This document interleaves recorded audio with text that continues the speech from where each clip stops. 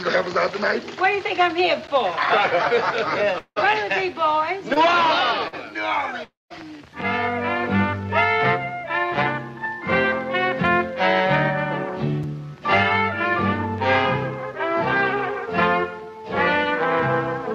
Do you know what it means to miss New Orleans and miss it each night and day? I know I'm not wrong. The feeling's getting stronger the longer I stay away.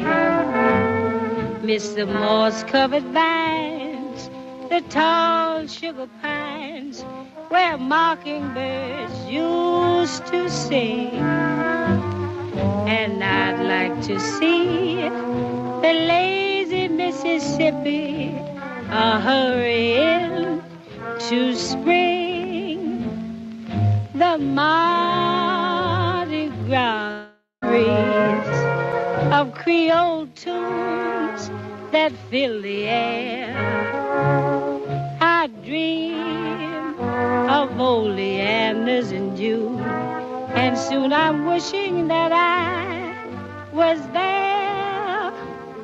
Do you know what it means to miss New Orleans when that's where you left your heart? And there's something more, I miss the one I care for more than I miss New Orleans.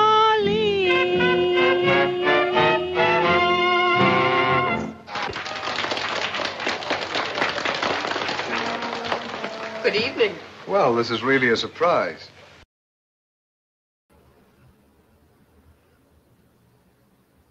Bom dia a todos e todas, bem-vindo à nossa mesa Intercâmbio Internacional e Comunicação Política, a experiência brasileira na Tulane University. A gente está bastante animado para trazer os nossos pesquisadores aqui para a gente começar a nossa conversa. Primeiro eu chamo a coordenadora, mediadora da mesa, que é a pesquisadora Fernanda Sanglar, da PUC Minas. A Fernanda é professora da Faculdade de Comunicação e Artes e do Programa de Pós-Graduação em Comunicação da PUC Minas.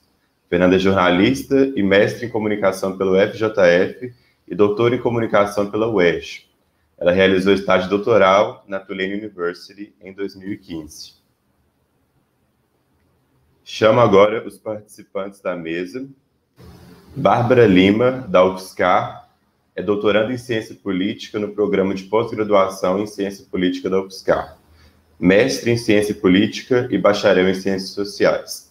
Ela é pesquisadora na área de comunicação política, partidos e eleições, e realizou estágio doutoral na Tulane University em 2018. Juliana Gagliardi, da UF, é professora do Departamento de Estudos Sociais e Mídia da Universidade Federal Fluminense. Ela é coordenadora executiva do Laboratório de Mídia e Democracia, LAMID, da mesma universidade, onde também realiza estágio pós-doutoral. Ela é bacharel em jornalismo pela FRJ e em história pela UERJ, mestre e doutora em comunicação pela UF. Foi visiting scholar na Tulane University com bolsa sanduíche da CAPES em 2015 e pesquisadora de pós-doutorado no IESP da UERJ entre 2018 e 2020, com bolsa do Instituto da Democracia e da Democratização da Comunicação. Chamo também o Juliano Domingues, da Unicap. Ele é professor e pesquisador da Universidade Católica de Pernambuco, Unicap. Foi Fulbright Visiting Faculty na Tulane University em 2018. Ele é graduado em jornalismo na Unicap e em ciências sociais pelo FPE. É mestre e doutor em ciência política pelo FPE, com pós-doutorado em comunicação na UFBA. Foi visiting scholar com bolsa do Departamento de Estado dos Estados Unidos no Ray C. Bliss Institute of Applied Politics, na Universidade de Akron, Ohio, em 2016. Por fim, eu chamo o professor Mauro Porto. Mauro é professor do Departamento de Comunicação da Tulane University em Nova Orleans, Estados Unidos. Ele possui PhD em Comunicação pela Universidade da Califórnia em San Diego e é autor de 2 livros, Media, Power and Democratization in Brazil TV Globo and the Dilemmas of Political Accountability, de 2012, e Televisão e Política no Brasil, a Rede Globo e as Interpretações da Audiência, de 2007. A sua pesquisa é a comunicação política, e seus artigos foram publicados em várias revistas, incluindo Critical Studies in Media Communication, Journalism, Media Culture and Society, Political Communication, Television and New Media. Entre 2011 e 2013, ele trabalhou como oficial de programa no escritório da Fundação Ford, no Rio de Janeiro, onde ele coordenou um portfólio de doações sobre democratização da mídia e liberdade de expressão. Atualmente, ele trabalha no projeto de um livro sobre mídia, ressentimento da classe média e ascensão da extrema-direita no Brasil. Agradeço a todas e todos pela participação aqui na nossa mesa. Vou dar a palavra agora para a mediadora, que é a Fernanda Sanglar. Boa mesa para todo mundo. Obrigada, Pedro. Bom dia a todos, bom dia a todas. Eu queria dizer que é uma honra, me sinto muito especial pela oportunidade de organizar e mediar essa mesa, que conta com a participação de pesquisadores e de pesquisadoras tão competentes, admirados por mim e especiais para a minha formação. Eu queria registrar que estamos aqui representando um grupo maior de pesquisadores que foram supervisionados pelo professor Mauro Porto, na Tulane, composto ainda pelo André Cron, pela Carolina de Davi, pela Daniela Neves, pela Kelly Quirino, que também está aqui com a gente, pelo Pedro Mundim. Eu acredito que seja a primeira vez que a Compolítica realiza uma mesa como essa, que não surge a partir de um tema, mas sim da convivência, da relação de afeto. E isso pode parecer pouco relevante para o campo da comunicação em política, e tem essa pegada mais dura das ciências sociais. Mas é preciso que a gente nos engaje nas raízes do termo da comunicação, do compartilhar, do colocar em comum, para a gente compreender que não se faz política sem comunicação e que comunicar também pode e deve ser um ato político. Se um livro na estante pode ser apenas um objeto até ser tocado e, por meio da interação, passar a fazer sentido para o sujeito, estabelecendo assim a comunicação, foram as interações em um lugar muito especial, uma espécie de oásis nos Estados Unidos, e mais especificamente em New Orleans, que permitiram que algumas das nossas pesquisas prosperassem. A relação afetiva entre pessoas e lugares, mais especificamente entre nós e a Tulane University, foi o que possibilitou surgirem estudos, parcerias, internacionalização, vivências, boas risadas e também essa mesa. Talvez a maioria das pessoas que esteja aqui hoje nos assistindo não saiba, mas essa mesa começou a ser gestada lá no último encontro da Compolítica, em 2019, em Brasília, quando a gente, que tinha feito intercâmbio internacional sobre a supervisão do professor Mauro Porto, e em momentos distintos, a maioria de nós não conviveu simultaneamente na Tulane, né, nos reunimos presencialmente pela primeira vez depois de termos voltado daquela experiência. Daquele encontro surgiu uma espécie de associação, um tanto quanto tabajara, vamos lá, né? Mas a Associação Jambalaya de Comunicação Política é formada por pesquisadores das mais diversas regiões do Brasil, com um elemento em comum: terem sido orientadas pelo professor Mauro Porto e se encantado com a estrutura, com a energia da Tulane de New Orleans. O Mauro não sabia disso até esse momento, mas essa mesa é uma homenagem a ele, um professor e pesquisador brasileiro que há muitos anos deixou o país para morar nos Estados Unidos, mas nunca deixou de vivenciar o Brasil e de ter o nosso país como objeto central das suas pesquisas. Com inúmeras publicações, como o Pedro mencionou agora há pouco, né, ele tem uma trajetória de pesquisa importante, com reconhecimento no campo da comunicação política, não só entre nós brasileiros, mas também no exterior. Generoso, né, em compartilhar o saber e receber os pesquisadores brasileiros na Tulane University, eu posso afirmar que essa vivência com ele e a sua supervisão representaram um divisor de águas em nossas pesquisas, na nossa vida profissional. Quem não ficou horas sendo confrontado pelo Mauro sobre a questão de pesquisa, né, sempre que começou o seu trabalho?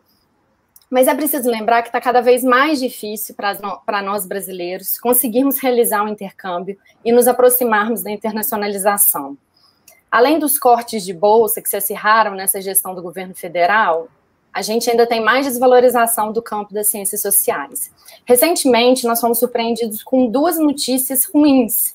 né? A primeira é que das 73 submissões da área de comunicação na última chamada do CNPq, que incluía bolsas de sanduíche, de doutorado pleno, de pós-doc no exterior, dentre outras, apenas 3 foram contempladas. Já um dos principais programas de financiamento de pesquisadores brasileiros nos Estados Unidos, vinculado à Fulbright, né, excluiu recentemente nós, pesquisadores de ciências sociais, das áreas financiáveis para o doutorado pleno. É, portanto, necessário e urgente que adotarmos uma posição firme contra esse desmonte que está se materializando diante de nós e discutir o intercâmbio e a internacionalização na nossa área. Com essas palavras, então, eu passo a palavra para o nosso presidente de honra da nossa associação Jambalaya, por quem temos muita gratidão, o professor Mauro Porto, para que ele possa melhor apresentar a Tulane University, o Stone Center, o Departamento de Comunicação, do qual ele foi chair até muito recentemente. Mauro, seja bem-vindo. Obrigado, Fernanda. Obrigado por essas palavras generosas, mas a mesa, o foco da mesa é a experiência de cada um dos brilhantes pesquisadores que estão aqui compartilhando suas experiências conosco. E é um prazer enorme rever a todos e a todas e participar de uma mesa que tem por objetivo compartilhar as experiências no intercâmbio internacional baseado aqui na Universidade de Tulane. Então, só para contextualizar a mesa, eu vou falar um pouquinho da universidade. E a Tulane University é uma universidade privada, sediada em Nova Orleans, no estado da Louisiana. Ela começou como uma escola de medicina em 1834 e se torna uma universidade em 1847. É uma das universidades mais antigas dos Estados Unidos. É também uma das 66 universidades afiliadas à Association of American Universities. A AAU é uma associação que inclui as principais instituições de pesquisa dos Estados Unidos e Canadá. E a Tulane tem uma longa tradição dos estudos latino-americanos. Ela possui o Stone Center for Latin American Studies, que coordena e apoia as atividades de pesquisa e ensino e extensão de cerca de 70 professores filiados em todas as faculdades da Tulane, em todas as áreas. E o Stone Center oferece cursos de graduação, de mestrado e doutorado em estudos latino-americanos. Então, a Tulane é uma referência internacional no campo dos estudos latino-americanos. A Tulane também inclui uma biblioteca de estudos latino-americanos, que é uma das mais antigas e maiores universidades especializadas na América Latina, aqui dos Estados Unidos.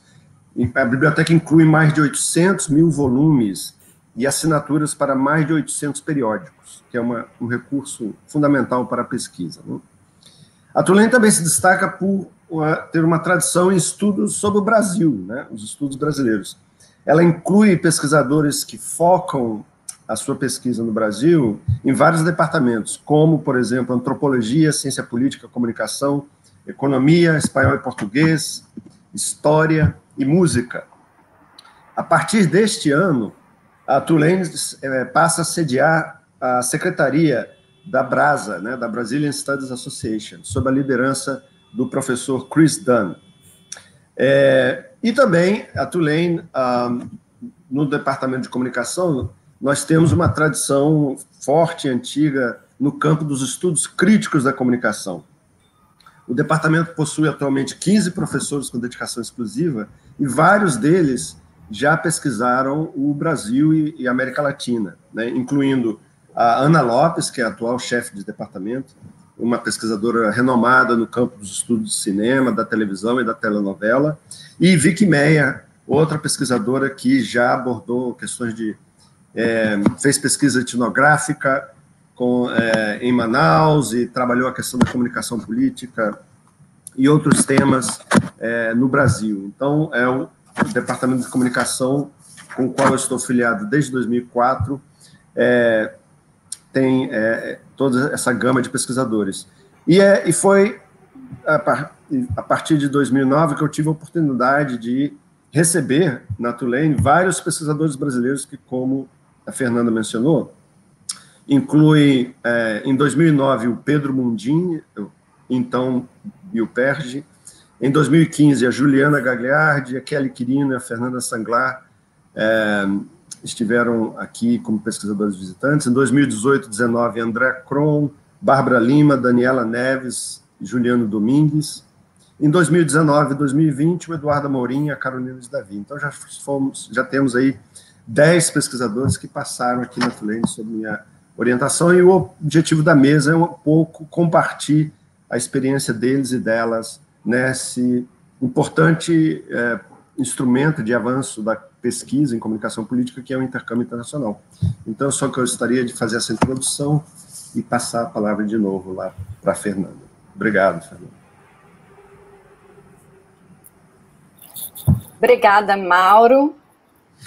Novamente eu reforço, reitero, né, que é uma honra. E gostaria também de registrar a presença aqui do Eduardo Amorim, né, da Universidade Federal de Pernambuco, jornalista formado pela Católica de Pernambuco, mestre e doutorando em comunicação pelo PPG-Com da UFPE, foi visiting scholar na Tulane University também, como o Mauro mencionou, com bolsa CAPES do Programa de Doutorado de Sanduíche no Exterior, PDSE.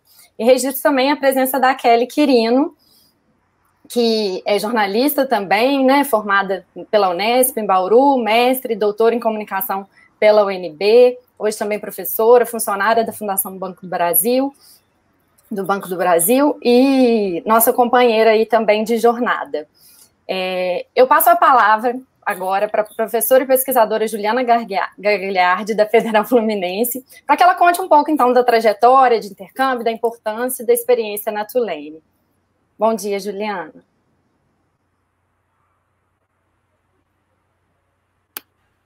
Bom dia a todas, bom dia a todos. E eu não tenho como começar, né, a falar aqui nessa mesa de outra forma que não dizendo que é uma alegria enorme estar aqui, né, tanto com vocês que estão assistindo a gente agora, mas, né, muito especialmente com esse grupo de pessoas, né, de pesquisadores com quem eu tive o prazer de encontrar, né, durante o meu trajeto. Eu fiz o meu doutorado na UF, sob orientação do professor Afonso de Albuquerque, e no terceiro ano do curso eu tive o grande privilégio, né, de ser contemplada via o meu programa de pós-graduação em comunicação no PDSE da CAPES, né, o programa de doutorado de sanduíche no exterior. E esse foi o primeiro passo no caminho, né, que eu tomei até a Tulane, mas é claro que não foi só isso. Eu contei primeiro com o total suporte do professor Mauro Porto, que se disponibilizou a me receber, a supervisionar o meu estágio lá. Eu contei com a ajuda muito gentil do professor Pedro Mundim, da Universidade Federal de Goiás, que já foi, né, anunciado aqui, que também não me conhecia, mas a quem eu recorri várias vezes com questões sobre o próprio processo de ida para Tulane, sobre questões práticas da vida, né, em New Orleans, uma cidade, né, a qual eu nunca havia ido. E contei também com a ajuda de outra doutoranda na época, Luciana Xavier, hoje professora da Universidade Federal da UBC, que fez estágio doutoral lá em um outro departamento, né, vinculado ao Stone Center, no ano anterior à minha ida. Enfim, há certamente uma série de outras pessoas que foram importantes, que eu poderia lembrar aqui hoje, deveria, mas infelizmente não vai caber no meu tempo, mas eu acho assim, indispensável pontuar, começar pontuando desde o início, que esse movimento é fruto, né, de muito privilégio, de muita ajuda, de toda uma rede, né? Então, dito isso, eu cheguei a Tulane no dia 1º de abril de 2015, e lá fiquei até o final de dezembro daquele ano, então foram 9 meses como visiting scholar no departamento, né, de comunicação, e eu ressaltaria diversos aspectos positivos e importantes dessa experiência. Em primeiro lugar, a generosidade, que já foi mencionada aqui do Mauro, né, que era chair do departamento, e a grande abertura, né, com que me senti recebida não só por ele, mas pelos outros docentes do departamento, pelos secretários do departamento. O meu contato com o Mauro foi fundamental para repensar, para aprimorar, para ouvir críticas, né, construtivas sobre a minha questão de pesquisa, né, entrar em contato com outros olhares e com diferentes tradições de pesquisa e abordagens, né, ajuda demais a gente a derrubar, né, às vezes a derrubar e às vezes a rever algumas certezas, alguns pressupostos frágeis que a gente constrói no início da trajetória, né, a resolver lacunas, a lapidar argumentos. E na Tulane eu tive a oportunidade de cursar 2 disciplinas naquele período, uma delas do próprio Mauro, né, sobre mídia e política na América Latina, que foi de importância fundamental para a minha pesquisa, porque, né, era uma confluência muito clara, temática, e uma outra disciplina sobre Estado e Sociedade na América Latina com o professor David Smilde, que me apresentou todo um repertório, né, de autores que eram menos familiares até aquele momento, mas que justamente por isso me trouxeram um ganho enorme nos meus debates, né? Então, apresentar seminário, escrever trabalho final em uma língua estrangeira foram igualmente exercícios de extrema importância, né, na minha trajetória até ali. Eu também tive a oportunidade de apresentar trabalhos em 2 momentos durante o sanduíche, né, na conferência Global Fusion, que foi na Texas A&M University, né, junto com algumas outras companheiras que compõem também essa mesa aqui, a Fernanda e a Kelly, e o próprio Mauro, e no congresso da National Communication Association, ao qual também compareci e apresentei trabalho. Isso tudo me ajudou muito a lidar com esse outro desafio, que é comunicar a pesquisa, né, e dialogar em língua estrangeira. Não é possível também deixar de mencionar, né, o Stone Center, né, Roger Thayer Stone Center for Latin American Studies, que o Mauro já introduziu, né, reúne professores de vários departamentos da universidade, oferece curso de pós-graduação e promove, né, uma série de conferências, eventos e atividades, né, de encontro em torno de uma grande diversidade de temas, de discussões referentes à América Latina, né, um contato que, para nós, né, mesmo sendo brasileiros, mesmo estando aqui, né, na própria América Latina ainda, era feito de uma forma muito restrita, né. Então, eu fiquei bastante surpresa também, né, ao chegar a Tulane e perceber um número enorme de pessoas que falavam português e que tinham interesse de aprender português por meio, né, de um projeto que a gente participou bastante lá, que era o Portulane, liderado pela professora Megan Loveless, e eu frequentei esse projeto com muito prazer. Tinha uma lógica de proporcionar duplas ou grupos nos quais um pudesse ensinar uma língua e aprender outra, né? Então, você conversa em português com alunos de lá que querem aprender essa língua, e eles conversam em inglês com você que quer melhorar, né, o seu desempenho naquela língua. Então, eu poderia aqui elencar ainda diversos outros projetos e aspectos da Tulane que foram importantes, muito importantes nesses 9 meses que eu passei lá. Mas o que eu ressalto é que todos eles têm a ver com a construção e com a ampliação de uma rede de diálogo, né, entre as várias ações possíveis compreendidas, né, na ideia do intercâmbio. Eu destaco que o contato com a diversidade tem o potencial de ajudar a aprimorar a qualidade, né, dos nossos trabalhos, das nossas pesquisas, pelo estabelecimento de um diálogo, pelo estabelecimento de parcerias, pela possibilidade de uma inter-relação com amplas e diversas comunidades de conhecimento, né. E aí, outro ponto importante que eu enxergo nessa dinâmica é a reciprocidade, né, que é muito importante de lembrar. Ficou muito claro, né, pelo menos para mim, nessa experiência que abordo aqui, que havia, né, uma lógica muito evidente de troca, uma troca de conhecimento, né, que também tem um grande potencial de beneficiar a pesquisa científica como um todo, né, nós pesquisadores indo até lá, pesquisadores de lá vindo até aqui, né, estabelecendo diálogo acadêmico, e para mim essa perspectiva foi marcante na Tulane. A gente foi acolhido como pesquisadores de fato durante o período que a gente esteve lá. E isso me leva a um terceiro ponto que vale ressaltar, que é a importância de enxergar esse processo, né, não como de uma mão única, né, não como um processo apenas de uma assistência prestada de fora, a qual a gente apenas recebe, mas de uma troca, um movimento recíproco que contribuiu para ampliar o nosso horizonte de pesquisa nas duas pontas, né, aqui e lá. Então, hoje o nosso foco é na nossa experiência na Tulane, que proporcionou, né, a todos nós aqui presentes, em torno, né, da pessoa do Mauro, formar essa rede que já foi devidamente apresentada, né, e que se mantém conectada até hoje, que mantém uma troca constante, permanente, mesmo depois de alguns anos da nossa experiência de lá ter passado, a gente continua dialogando, a gente realiza eventos juntos, alguns de nós publicam juntos, mas para finalizar, assim, a minha fala e dar a oportunidade para outro amigo de assumir, com essas considerações que eu mencionei sobre a importância desse processo, eu preciso destacar também aqui o papel essencial, completamente essencial, né, da CAPES e né, do meu caso da UF, mas mais amplamente da educação pública e da pesquisa brasileira, que sofrem hoje um profundo ataque, né, cada vez funcionando com menos recursos, cada vez funcionando com recursos insuficientes e que continuam tendo um papel essencial no fomento e na viabilização, né, desse tipo de mobilidade e intercâmbio. É isso, Fernanda. Obrigada, Ju. Obrigada pelas suas palavras. Eu acho que é um posicionamento importante que a gente deve fazer, né? A gente precisa fazer hoje.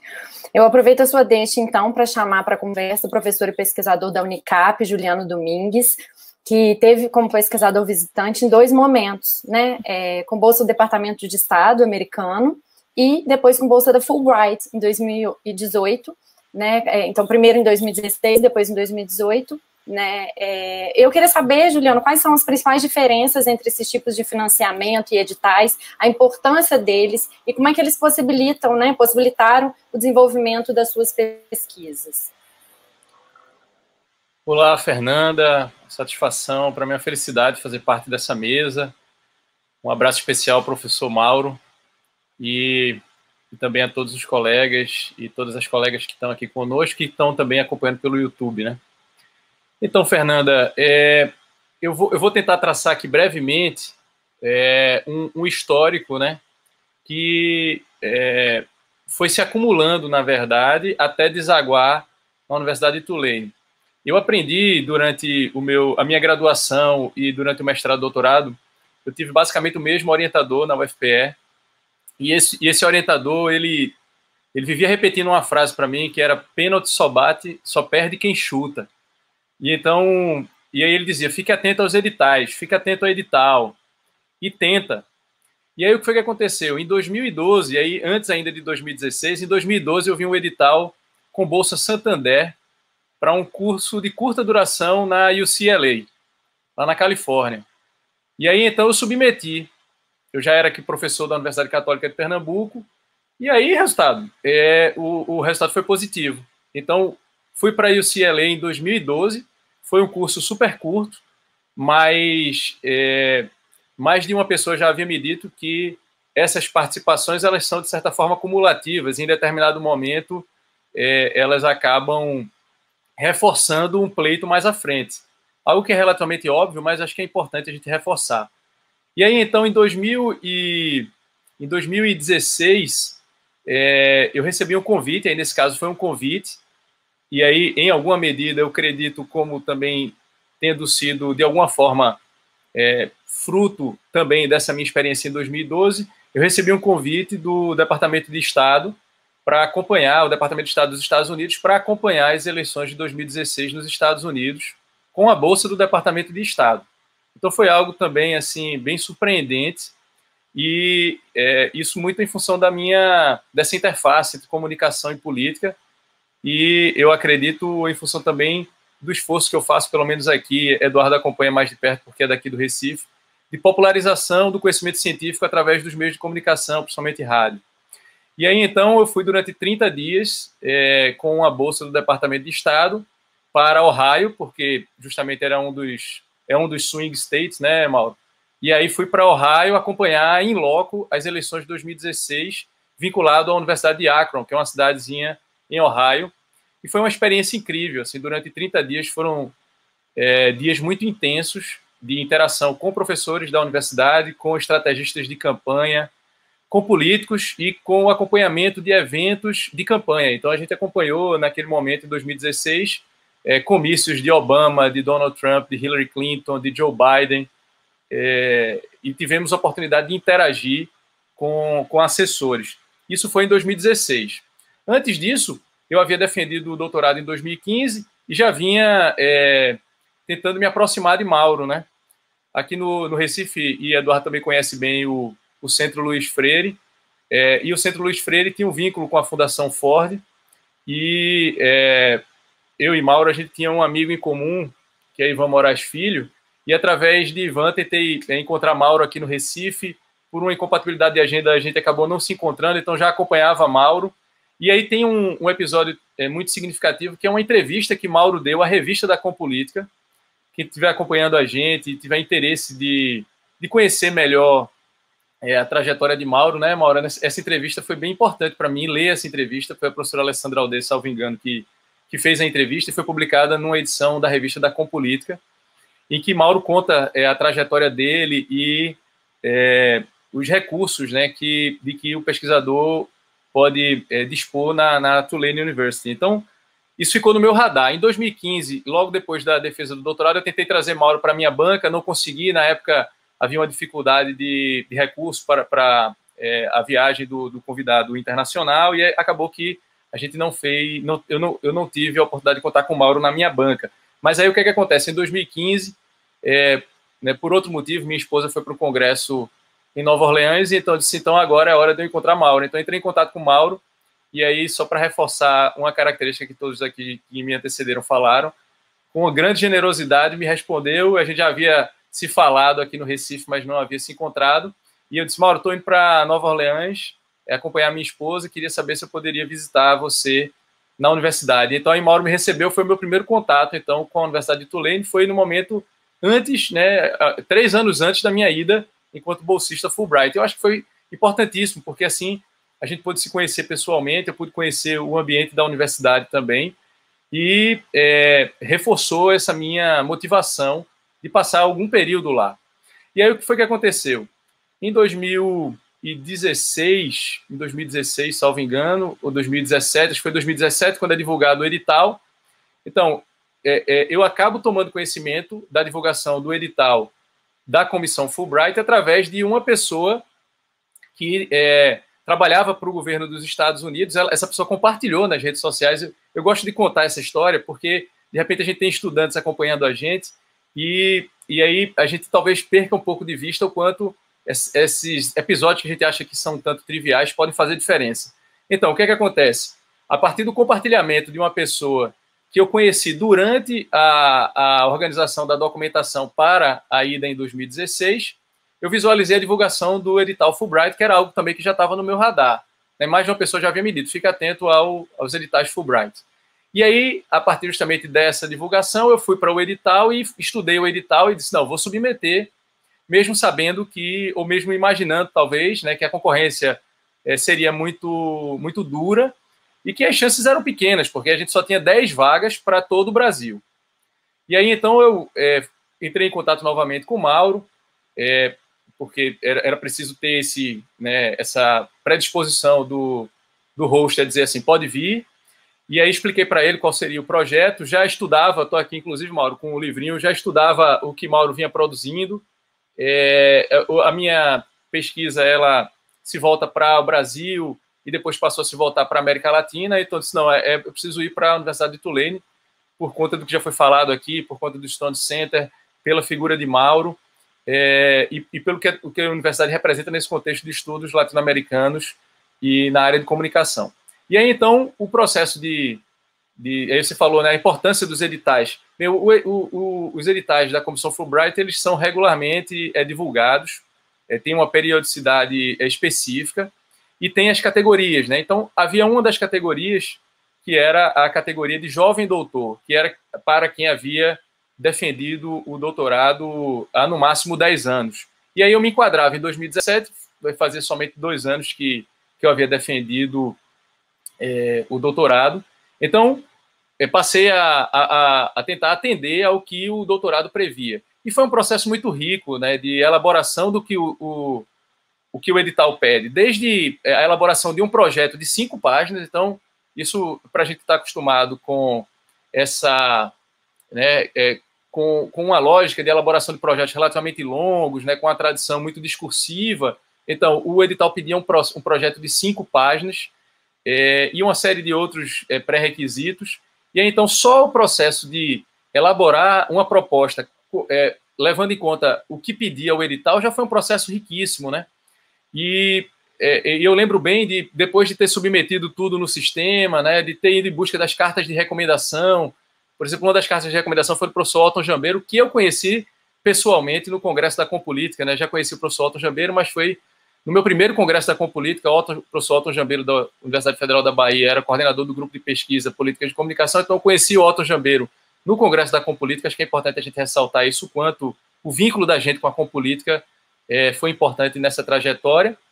E eu lembro que, depois de ter submetido a proposta, eu já estava tão satisfeito, eu já tinha aprendido tanto no processo de submissão, que para mim já tinha valido. Assim. Eu lembro que eu saí depois para caminhar, para relaxar, ouvindo Preservation Hall, Mauro, no Spotify, e disse, agora já valeu, já foi tão bom, né? Essa troca de experiências com o Mauro, mesmo por e-mail, a elaboração do projeto, foi tão rico o processo, a busca das cartas de recomendação, que já valeu. E aí, então, saiu o resultado, né? O resultado só saiu no início de 2018, né? O resultado foi positivo, e aí então, cheguei lá em agosto de 2018 e fiquei até dezembro, porque eu só tinha essa possibilidade, né? O período era muito curto, o período oferecido pela Fulbright, pelo menos aqui para o Brasil.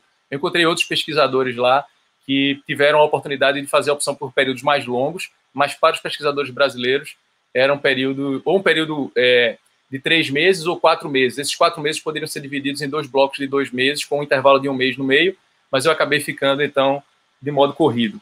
E aí, para já não me alongar muito, para terminar, o ambiente ele fez toda a diferença, né? É um ambiente muito propício ao desenvolvimento da pesquisa, né? Em que você tem desde da infraestrutura, né? O ambiente propriamente físico, digamos assim, até o acesso a determinados recursos, a biblioteca, né? Mauro se referiu à biblioteca, é algo espetacular, a receptividade dos funcionários, a infraestrutura também, não somente física, mas também as pessoas que fazem parte desse universo. E aí, participei em mais de um momento, né, pelo menos, que eu lembro de pelo menos 2 momentos em que eu fui convidado para participar de aulas, né, professores da universidade que acabam tomando conhecimento que tem um pesquisador brasileiro lá, convidam você, na época era período eleitoral, 2018, então uma das professoras me chamou para falar sobre a conjuntura política brasileira, uma outra professora me chamou para falar sobre literatura de cordel, porque tinha estudantes de português, né, que estavam estudando comunicação popular, e a gente fez um momento de interação com o cordelista daqui. Eu entrei em contato com o cordelista daqui de Pernambuco, e ele entrou à distância, remotamente, né, e interagiu com os estudantes de lá. Foi um momento muito rico, sem falar nas experiências culturais, né? Eu que curto muito música, acompanho jazz, então eu criei um roteiro, todo dia eu ia para algum local para ouvir música de altíssima qualidade. E aí, uma outra experiência também de outra natureza, eu não sei se eu cheguei a conversar com o Mauro sobre isso, mas que o fato de eu ter ido como professor, pesquisador, visitante Fulbright, me permitia participar das reuniões de departamento, né, das reuniões de colegiado. O Mauro permitiu, me deu esse privilégio, e foi muito interessante, porque eu lembro de conversar com o Mauro e dizer assim, nossa, os problemas só mudam de endereço, né? A gente vem para cá e as conversas de colegiado, as reuniões de departamento eram muito semelhantes ao que a gente acaba escutando aqui também no Brasil. Isso foi muito rico também do ponto de vista administrativo, né? Porque aqui na Universidade Católica eu desempenho também função de gestão, desempenhava já na época, era coordenador de um programa de pós-graduação, continuo a ter função de gestão à frente de uma cátedra, então isso foi muito interessante. E aí, para finalizar, um outro benefício, digamos assim, de ser pesquisador Fulbright é que dentro do próprio programa eles oferecem oportunidades além daquelas oferecidas inicialmente. Por exemplo, eles estabeleceram um processo seletivo entre os pesquisadores Fulbright que estavam naquele momento nos Estados Unidos para acompanhar um seminário em San Diego. Então, o que acontece? Isso é um plus, digamos assim, porque você já está com o benefício de ser pesquisador Fulbright, com uma bolsa de valor bem razoável comparativamente às bolsas usuais aqui no Brasil, e ainda mais você tem a oportunidade de participar de outras atividades dentro desse programa. E aí, então, eu, mais uma vez, né, isso eu recomendo para todos os meus alunos, e aí faço questão de dizer aqui, abriu-se a possibilidade, então eu submeti proposta, e aí fui aceito para participar de um seminário em San Diego. E aí, quando eu disse isso para Mauro, aí Mauro, mais uma vez, com toda a generosidade dele, disse, então vou mandar um e-mail para Daniel Hallen para você encontrar com ele. E aí, quem pesquisa na área de comunicação e política, principalmente nesse subcampo nosso, conhece Daniel Hallen, e Daniel Hallen é uma super referência. Então, aí foi excelente, porque aí Mauro fez a ponte, e aí o professor Daniel Hallen me recebeu em San Diego, a gente agendou um horário, e uma vez lá ele disse, você não quer acompanhar um seminário que vai acontecer aqui não? Então eu fiquei ainda para acompanhar um seminário, não trouxe a foto, Fernanda, poderia ter mandado para você a foto, né? Mas fiz questão de bater uma foto com o Daniel Hallen também para guardar essa recordação. Ou seja, aí, quando eu contei para Daniel Hallen o que eu estava fazendo lá, aí ele achou interessante, fez algumas observações, né? Isso também aconteceu recorrentemente com o Mauro, né? Da gente trocar ideias sobre a pesquisa e tentar aperfeiçoar. E aí, eis que Daniel Hallen diz assim, você tem esse material? Eu gostaria de ler. Aí eu disse, eu tenho aqui na bolsa, entreguei para ele. E aí, então, a gente pôde trocar uma ideia sobre a pesquisa que estava em desenvolvimento e que continua em desenvolvimento, né? A ida para Tulane meio que virou de cabeça para baixo um pouco da minha agenda de pesquisa e virou de uma maneira muito positiva, né?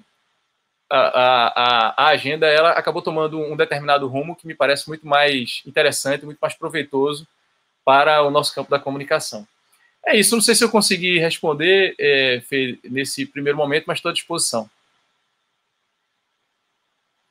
Foi excelente, Juliano. Muito obrigada pelo seu relato. E você falando aí do Daniel Halen, eu fico lembrando, né, das nossas descobertas em relação ao professor Mauro, quando a gente descobria, eu, por exemplo, né, li o trabalho do Mauro, mas não sabia que ele tinha sido orientando do Halen, né? E aí, quando ele falou, e no dia que ele deu para a gente uma cópia, não sei se Juliano e Kelly vão se lembrar, do fichário dele de codificação de uma pesquisa do Halen, eu guardo isso como se fosse assim... Né? Quer dizer, a codificação feita pelo Mauro de uma pesquisa do Halen, é uma coisa assim, né? Tá lá guardado, né, em chave de ouro. E também no dia que Mauro, que eu descobri a intimidade dele com o Schudson, falei, Mauro, mas você conhece assim o Schudson? Ele, né? Quer dizer, então a gente é um contato de alguma forma, uma oportunidade também. E a experiência da gente ter uma relação com aqueles pesquisadores que a gente admira, que a gente lê livro na graduação e às vezes parece muito distantes da gente, né, chegar próximo. Então, é muito legal essas experiências. Obrigada, Juliana, mais uma vez.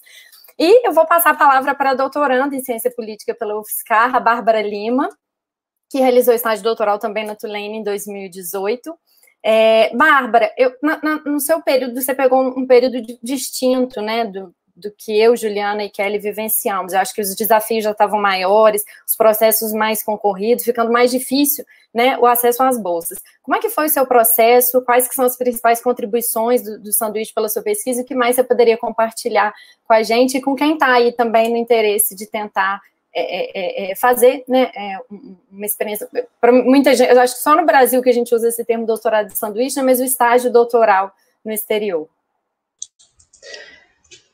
Tá certo, primeiramente, bom dia para todos da mesa, bom dia, professor Mauro, todo mundo que está acompanhando a gente no YouTube. Antes de eu entrar na resposta, na pergunta que a Fernanda me fez, eu gostaria de agradecer a oportunidade de compartilhar a experiência aqui com vocês.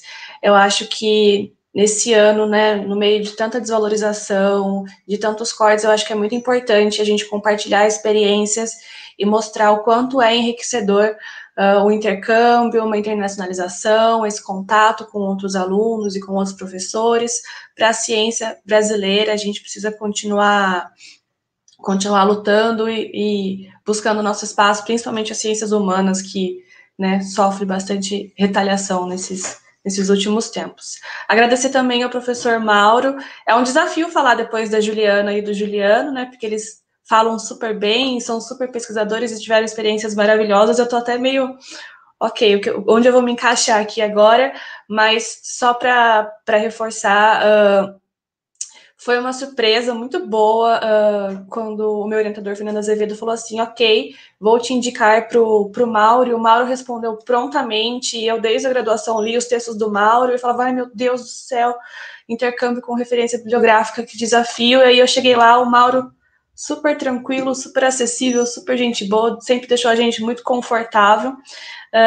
Nesse período também eu tive a oportunidade de escrever junto com o professor Mauro, de coletar dados, eu e Daniela Neves, doutora pela UFPR em Ciência Política, e foi uma experiência muito boa também, mas eu vou entrar em mais detalhes depois. Então, eu vou dividir minha fala em duas partes. Eu vou falar um pouquinho sobre a questão das bolsas, que a Fernanda me perguntou, e depois eu vou falar um pouquinho sobre a minha experiência na Tulane. Vai ser uma fala bem breve. Eu fui para Tulane em setembro de 2018, e eu peguei o edital 47 de 2017 do PDSE. Esse edital, se eu não estou enganada, se tiver alguma modificação antes, o pessoal aí no YouTube pode me enviar, pode me corrigir. Ele foi o primeiro edital em que a CAPES começou a ficar um pouco mais exigente com as bolsas e aumentou substancialmente a burocracia. Então, foi o primeiro edital em que houve a exigência dos exames de proficiência de língua estrangeira. É debatível, porque nós sabemos que para fazer um intercâmbio é importante você ter um mínimo de conhecimento da língua, para isso não ser uma barreira tão grande.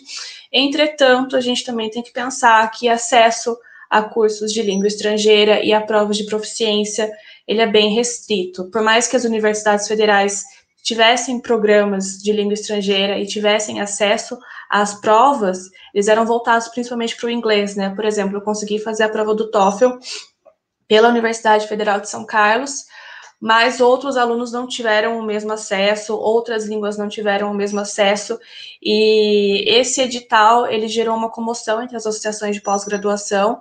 Foi um debate levado à Câmara, né, levado à CAPES, eles deram uma pequena relaxada no edital, mas a partir daquele momento eles começaram a ficar mais exigentes. Outro ponto também foi a redução no número de oferta, né, na oferta de bolsas. No período eles fizeram um banco de dados, eles ofertaram uma cota por programa de 12 meses, que poderia, né, ser ou para um aluno 12 meses ou 2 alunos por 6 meses, e tinham vários critérios, era uma burocracia muito pesada, os prazos eram muito apertados, e muita gente não conseguiu cumprir esses prazos, e essas bolsas acabaram rodando, acabou sobrando bolsa, foi uma coisa super complicada, alguns alunos tiveram dificuldade para viajar, então foi um primeiro momento em que a gente começou a sentir que o acesso a esse tipo de bolsa ficou mais difícil. Outro ponto também foi a gente precisava debater isso, né, uma questão mais polêmica, é a questão do reajuste das bolsas. A gente pegou um período ali, logo no fim do governo Temer, que o dólar começou a disparar, então as bolsas, né, o valor das bolsas não era necessariamente real, os editais também não cobriam todas as exigências das universidades, então, assim, quem esteve presente nos grupos de pós-graduação e de bolsistas acompanhou esse debate e esse desafio, assim. Nesse período também eu fiz várias amizades online, assim, com pesquisadores de outras áreas, para a gente tentar se ajudar na parte da burocracia mesmo, na burocracia da ida, na burocracia da volta, porque a burocracia depois ela dura quase um ano, né, de documentos que a CAPES exige e etc. Então, a minha primeira experiência do intercâmbio foi esse desafio do edital, que ele ficou muito mais rígido, bem competitivo, e dificultou bastante o acesso. E, obviamente, a gente podia entrar numa discussão mais pesada de acesso à bolsa, mas eu acho que não é necessariamente o objetivo da mesa. Eu só queria compartilhar isso aqui com vocês.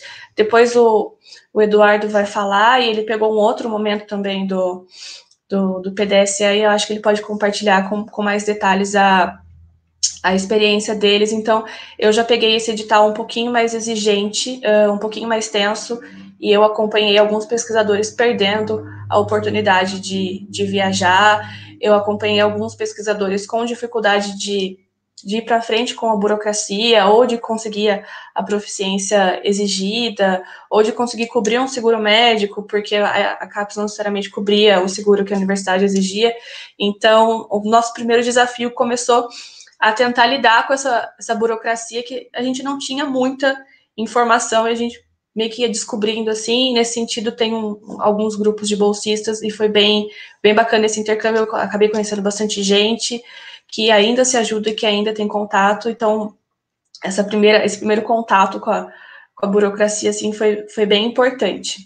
Agora, falando um pouquinho sobre a minha experiência na Tulane University, como eu já falei, o professor Mauro recebeu a gente de braços abertos, assim, ele sempre foi muito receptivo. A gente teve acesso a uma estrutura muito boa, nós tínhamos direito a uma sala.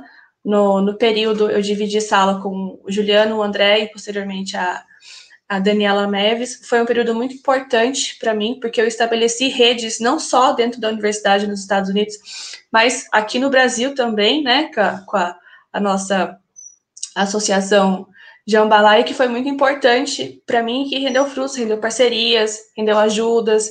Então, isso me ajudou a formar uma rede de apoio muito importante entre pesquisadores com pessoas que talvez eu não necessariamente fosse encontrar, e talvez encontrasse presencialmente no Compolítica, visto o trabalho, legal, mas não fosse ter um contato e uma troca. E isso para mim foi muito importante. Antes mesmo do intercâmbio, né? Ter o contato com as pessoas que já foram viajar, que já conhecem a cidade e que podem te dar dicas e que podem, por exemplo, as meninas me indicaram um lugar para ficar, né, um lugar para morar provisoriamente. Então, essa rede de apoio, ela é muito importante porque, afinal, a gente está indo para um outro país sozinho, sem saber exatamente o que esperar, o que vai acontecer. Então, ter essa rede de apoio também é muito importante. Eu acho que o meu intercâmbio ele pode ser definido em rede de apoio, né? Rede de apoio dos bolsistas, rede de apoio do pessoal da Associação Jambalaya, rede de apoio dentro da Tulane, fora da Tulane, onde eu fiz muitos amigos também. Outro ponto que eu queria destacar é que nós estávamos na universidade durante o período eleitoral. Foi um pouquinho angustiante estar longe do Brasil e acompanhar tudo que estava acontecendo. O Juliano e o André compartilharam as minhas angústias, eles sabem que eu sou um pouco ansiosa com essas coisas. E entendeu depois, né, ter contato com a reação de pessoas que não são brasileiras e que estão ali tentando entender e conversar com a gente o que está acontecendo e por que isso está acontecendo no Brasil também. Foi uma experiência bem interessante, né, de ter esse questionamento. A gente teve a oportunidade de dar uma entrevista para o jornal do Newcomb Hall, eu, Juliano, Mauro, e André, desculpa. E posteriormente a Dani também entrou, e foi bem interessante, assim, responder essas perguntas e articular isso e ser questionado. Foi bem legal, foi uma experiência muito boa. Em termos de estrutura, eu acho que o Juliano e a Juliana já pontuaram bastante. A estrutura da Tulane é muito boa, e uma coisa que me marcou muito foram os espaços para estudo, né? Não necessariamente restritos à biblioteca. A biblioteca era excelente, o Mauro já falou bastante, o Juliano já falou, a Juliana já falou. A biblioteca é excelente. Nesse período eu li bastante, eu tive contato com uma literatura internacional que a gente tem bem a passar no Brasil, né, que a gente sabe os autores. Eu tive a oportunidade de ler esses livros, de ter acesso. A biblioteca é muito boa, a gente podia pegar quantos livros a gente quisesse. Eu saía carregada de livros, não conseguia dar conta de ler todos, mas foi bem interessante ter esse contato. Foi bem interessante, apesar de a gente ter a nossa salinha lá, de poder ficar em outros espaços da universidade lendo e estudando e escrevendo. Isso para mim foi bem importante, assim, me ajudou bastante nessa questão da minha autodisciplina, e foi bem legal. Nós também tivemos a oportunidade, eu e Daniela Neves, que está aí nos assistindo, de dar uma aula sobre sistema de mídia para uma turma de graduação da professora Vivian Norris, do Departamento de Comunicação, se eu não me engano, e foi uma experiência muito bacana, foi muito legal, principalmente por ter, né, por falar sobre o nosso objeto de estudo em outra língua, com pessoas que não conhecem, assim, foi bem interessante, porque às vezes pra gente coisas que são muito óbvias, para eles é diferente, né? Uau! Nós tivemos a oportunidade também de acompanhar as aulas do professor Mauro. Também foi interessante ver a relação dos alunos de graduação em alguns tópicos que pra gente é motivo de piada, de meme, e os alunos ficaram um pouco chocados. Foi bem legal, assim, ter essa percepção de diferença cultural. Nós também participamos bastante de eventos da biblioteca, acho que eu vou falar um pouquinho mais disso depois, e alguns eventos fornecidos pelo CIPER, que é o Centro de Estudos de Política da Universidade, e pelo Latin American Studies. Então foi muito legal compartilhar com outros pesquisadores, outros doutorandos, e ver que às vezes, por mais que eles tenham, aqui eu vou fazer uma meia-culpa, por mais que eles tenham mais estrutura e mais acesso, os perrengues são os mesmos, né? As dificuldades de um desenho de pesquisa são as mesmas, né? As angústias de doutorando são as mesmas. Então tem coisas que não são tão diferentes assim. E no quesito pessoal, esse intercâmbio me ajudou muito na minha tese. Então foi um período que eu consegui fazer uma boa reflexão, uma boa revisão de literatura. Assim como a Fernanda comentou anteriormente, a gente foi escrever com o Mauro chegou e deu, esse aqui é a estrutura do meu banco de tese. Daí eu falei, uau! E foi muito interessante, porque eu acabei replicando essa estrutura de banco de tese para minha tese. Eu estava um pouco perdida, não sabia necessariamente como arrumar, já tinha feito alguns testes, e aí, através desse trabalho com o Mauro, ele me deu uma luz, e eu consegui organizar a pesquisa, então foi um ponto de virada na organização do meu banco, foi bem bacana, e algumas indicações, assim, que eu acho que se não fosse indicação do Mauro, eu falava, você já leu isso? Talvez fosse um texto que eu não teria contato. Então, eu acho que essa troca é muito importante, e ela abre caminhos, assim, ela me abriu redes que eu tenho contato até hoje, e foi uma experiência muito boa, muito gratificante, a nível acadêmico, a nível pessoal. Intercâmbio pode ser uma coisa muito difícil, só que eu me senti muito acolhida, né, dentro e fora da universidade, então foi uma experiência bem legal, bem gratificante. Eu acho que é essa a minha contribuição, só reforçar a importância das bolsas e lamentar o que tem acontecido, né, com as pesquisas e com o financiamento para a nossa área, e deixar claro que essa experiência ela é muito importante, ela é edificante, e que a gente tem que lutar por ela, porque ela abre caminhos, ela abre internacionalização, e ela é fundamental para as pesquisas. É isso, gente. Obrigada. Muito obrigada, Bárbara. Nós que agradecemos a sua fala. Eu acho que você mencionou algumas coisas muito interessantes, e eu aproveito também para... tem alguns comentários aí no YouTube que eu acho que dialogam bem com o que você está dizendo. E que fala um pouco desse desmonte, como é que ele vai sendo construído aos pouquinhos, né, nas universidades brasileiras. O Programa de Idiomas Sem Fronteiras, que era importantíssimo, né, para que estudantes de graduação e até mesmo de pós não tinham tido acesso a cursos particulares de idiomas e tudo, né, durante a sua trajetória, né, de ensino, ele foi praticamente extinto. E a prova, né, as provas de proficiência que são exigidas em alguns editais e que eram financiadas também com recursos públicos, né, pelas universidades brasileiras, elas também não acontecem mais, né? A maioria das universidades não consegue mais com a extinção desses recursos e com esse direcionamento. E com o dólar no valor que está, é praticamente inviável que um estudante, né, de baixa renda consiga fazer uma prova como essa. Portanto, a questão da desigualdade ainda é marcante e se acentuou no nosso Brasil. Então, não basta só que existam cotas ou que tenham possibilidades de ingresso na universidade. É preciso que a gente tenha políticas públicas de manutenção dos estudantes na universidade, de igualdade de acesso à pós-graduação e as iniciativas de intercâmbios também. E é por isso que eu passo a palavra agora para o nosso querido colega Eduardo Amorim, que é da UFPE e é doutorando, e junto com a Carolina de Davi, né, da Federal de Santa Maria, eles vivenciaram uma realidade ainda mais distinta do que a nossa, né, no período de estágio doutoral nos Estados Unidos, porque foi marcado pela pandemia e por esse momento de ataques às instituições de ensino e também ao fomento à pesquisa de alguma forma. Né? Então, eu queria saber do Eduardo, né, as diferenças de modalidade de fomento dele e da Carolina, se teve, como é que foi, né, o período que ficaram por lá, e também aproveitando de todo o engajamento do Eduardo, né, nos estudos, nas pesquisas que ele trava, de ser um dos integrantes do Intervozes, que é uma iniciativa importante, né, do Brasil para a democratização da comunicação, falar sobre essas questões de desigualdade de acesso aos cursos de línguas, né, e também de acesso às informações dessas oportunidades, como o Juliano também mencionou na sua fala, né, que quando você já está nesse métier, você já está nesse universo, é mais fácil que você tenha acesso, mas tem gente que não tem esse potencial, então acho que por isso que essa mesa também é importante. Então, queria saber de você, Eduardo, como é que a gente pode fazer na Compolítica, né, ou seja, essa nossa próxima gestão e todas as outras, para ajudar a reduzir essas assimetrias e contribuir, né, com quem acha importante vivenciar essas experiências. Você está sem áudio. Prazer enorme estar aqui nessa mesa, ver vocês, ver o Mauro, principalmente, o pessoal que eu conheço, e quem eu não conheci pessoalmente ainda, porque depois da minha volta da Tulane já estávamos vivendo a pandemia, né? Então muita gente ainda não tive a oportunidade de conhecer pessoalmente.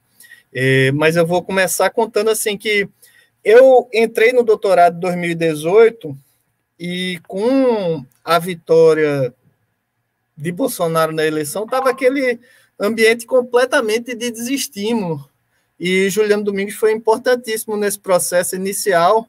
Eu encontrei ele um dia numa visita do colega de Intervoz, Jonas Valente, ao Recife, a gente se encontrou e Juliano falou, olha, Eduardo, você devia tentar o sanduíche lá para a Tulane University, o Mauro, com toda a experiência, e eu estava muito desacreditado. Só que eu contei com a sorte ou com o processo democrático, porque o orçamento de 2019, primeiro ano de Bolsonaro, ainda era o orçamento de 2018, e o MEC tinha toda a regulação que está se perdendo nesse momento, né? Então, tentei, fiz o processo, naquela história que Juliano estava falando assim, se eu só fizer, eu já estou aprendendo a fazer uma tentativa dessas. E acabei sendo o primeiro colocado, que me foi muito importante, porque eu tinha tentado para 6 meses. No dia seguinte, me liga o coordenador do PPG-Com na época, Tiago Soares, e Tiago disse, olha, Eduardo, a gente vai perder 6 meses, porque sobrou 6 meses de bolsa. Você tem condição de passar um ano, refazer seu projeto de pesquisa? Eu liguei para o Mauro, imediatamente o Mauro disse, vamos adaptar isso, e mandou novamente toda a documentação, e foi uma experiência fantástica poder passar um ano quase completo, porque acabou que com a pandemia eu voltei no 11º mês e meio, mas tendo uma vivência muito importante na Tulane, assim, em vários aspectos, né? Primeiro, fiz uma disciplina com o Mauro também, ver a diferença de ensino do brasileiro para o americano, o estilo de aula do Mauro. Eu não acompanhei todas as aulas, mas acho que eu acompanhei, eu achei muito interessante poder ter essa perspectiva, e a coisa muito ligada em todos os aspectos de Mauro, né? Assim que eu cheguei, eu estudo silêncios e silenciamentos desde o mestrado, e eu estou com um estudo bem diferente do que eu fiz no mestrado. No mestrado eu estudei as remoções da copa, agora eu estudo silêncios e silenciamentos relacionados à área de saúde, aos agrotóxicos e às doenças relacionadas aos agrotóxicos. E Mauro me indicou, olha, você tem que fazer uma disciplina com a Amália Leguizamon, que é uma professora do Departamento de Sociologia lá de Tulane.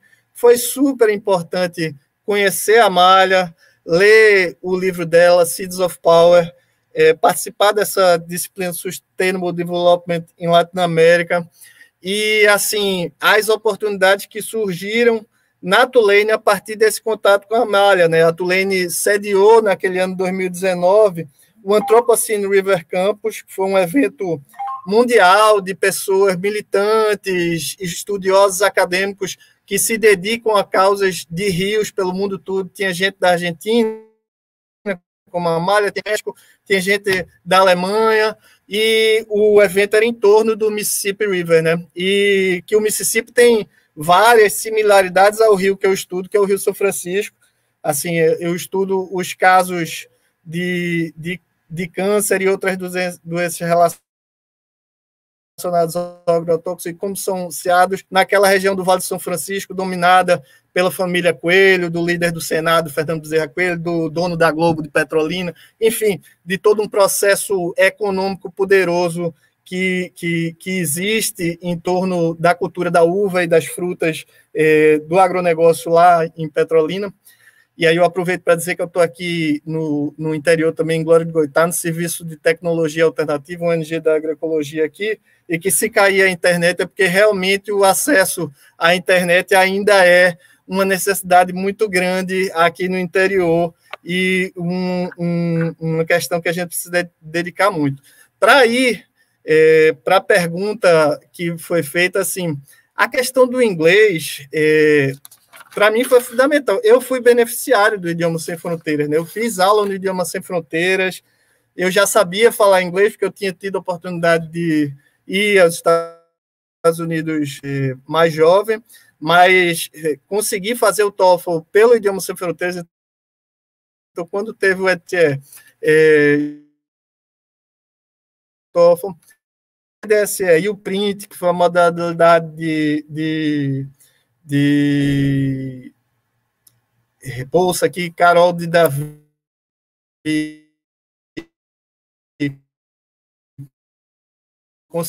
é a forma que são modelos para determinados cursos diferentes. Basicamente, na UFPE, os cursos de programa de pós-graduação, nota 6 e nota 7, acredito, pegam o print, e os 5 e 4 pegam o PDSE, tem editais diferentes. No caso do meu ano, a seleção foi toda feita por professores da UFPE, então era uma banca de professores do PPG-Com e um convidado, que no caso era um professor do Departamento de Informática da UFPE. Então, mesmo com o Bolsonaro, a gente conseguiu ter uma seleção imparcial, que é importante. E naquele ano ainda teve, para você ter ideia, acho que foi Fernanda que falou que só teve 3 bolsas para a área de comunicação. No meu ano, na UFPE, a gente conseguiu mais do que isso, só no PPG-Com da UFPE. É bom que se traça essa diferença. Eu já sabia inglês, eu não participei das aulas do Porto Lane, mas eu acompanhei assim 2 colegas, o Glauber Lacerda, que foi visitar em escolas lá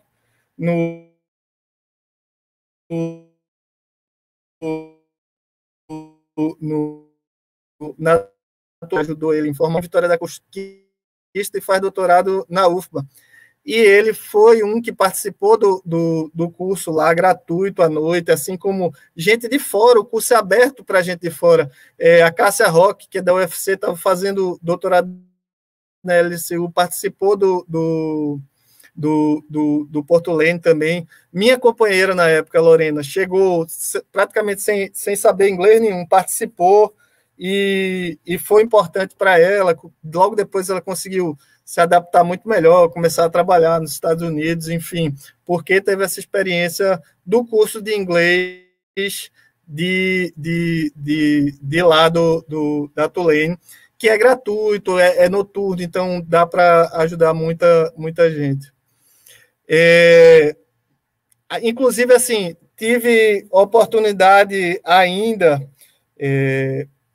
eu fui com a bolsa do PDSE, Juliano me ajudou um pouco, porque eu disse a ele, Juliano, qual é a forma mais barata de morar em Nova Orleans? E ele me ajudou, me indicou uma professora lá de Tulane que gosta muito de receber brasileiros e disse, olha, a Elizabeth Glecker pode fazer um esquema bom, porque ela realmente tem esse interesse, de repente, por você ser brasileira, ela faz um valor interessante. Mas eu tenho filho, tal, então tinha que ter uma manobra financeira para estar lá na Tulane com bolsa da CAPES, com o dólar subindo como subiu nesse início de governo Bolsonaro, né? Então, consegui também ser tutor de português lá, através do contato com a Megan, com o pessoal dos estudos da América Latina.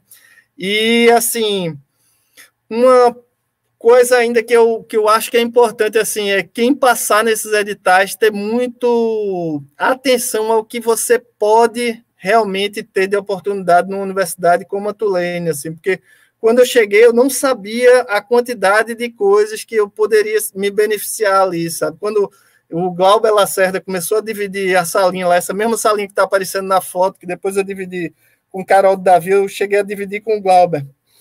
Lá no departamento de comunicação, do outro lado da sala do Mauro, né?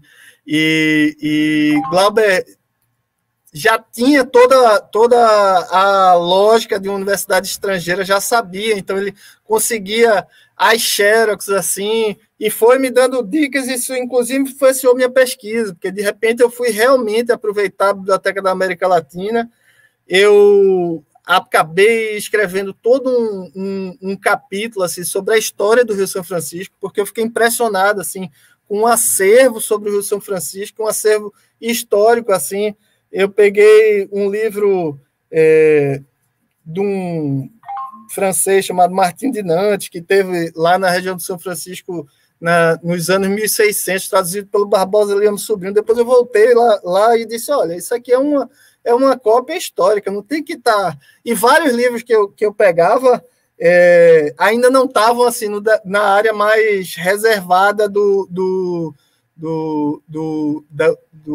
livros da Biblioteca da América Latina, porque, de repente, não tinha tido nenhum pesquisador que se debruçou sobre o São Francisco, como teve um momento da minha pesquisa que eu quis me debruçar lá, porque tinha essa oportunidade de um acervo maravilhoso na Biblioteca da América Latina. Aí, chegando para encerrar, já que eu acho que já está bastante tempo da minha fala, assim, quando chegou a pandemia, tudo mudou, né? Mauro falou que não teve fechamento da Tulane, praticamente nenhum, esse ano, né, Mauro? Ano passado, quando deu em março, para começar, a gente tinha aprovado trabalho, estava previsto uma viagem para 2 eventos em Austin, que era o colóquio Brasil-Estados Unidos do Intercom e a Brasa. E os 2 eventos foram cancelados de imediato, logo depois do Mardi Gras ali, Nova Orleans foi uma das cidades impactadas fortemente pelo coronavírus. Aparecia mais na imprensa brasileira Nova York, mas os índices percentualmente de Nova Orleans também foram muito duros, assim. Então, a Tulane fechou, a gente fechou a salinha lá, passei a ficar trabalhando de casa, não pude ir para esses eventos, que foi uma grande pena, assim, porque a gente tinha preparado e estava numa expectativa grande de ter esse intercâmbio mais na nossa área, né, que eu participei de um evento na área de rios, de uma pesquisa ligada muito à militância, que foi o Anthropocene Riverkeeper, mas outros eventos mais na área de comunicação não consegui participar efetivamente. E aí tive essa última fase de março até julho do ano passado, já durante a pandemia, mas assim, com um super suporte de Betsy Glecker, que é uma professora de saúde pública, do próprio Mauro, e Jenny Stoller, que morava comigo. Carol acabou virando uma grande parceira, assim. Até hoje a gente troca muito, assim, das nossas dificuldades de estar nesse doutorado ainda. Nós dois ainda não terminamos nessa fase dura demais da pandemia no Brasil e de ter que focar num estudo num momento em que está todo mundo com a cabeça muito, muito voltada para as preocupações do dia a dia, né? E as discussões de saúde, da nossa política, e de como enfrentar a essa política genocida e que está adoecendo muita gente, não só matando tantas pessoas que morreram pelo Covid, mas também adoecendo muita gente no Brasil todo pelas dificuldades que estão acontecendo. Aí, só para finalizar, assim, uma vivência... Juliano estava falando muito da questão cultural, e para mim foi fundamental isso, assim.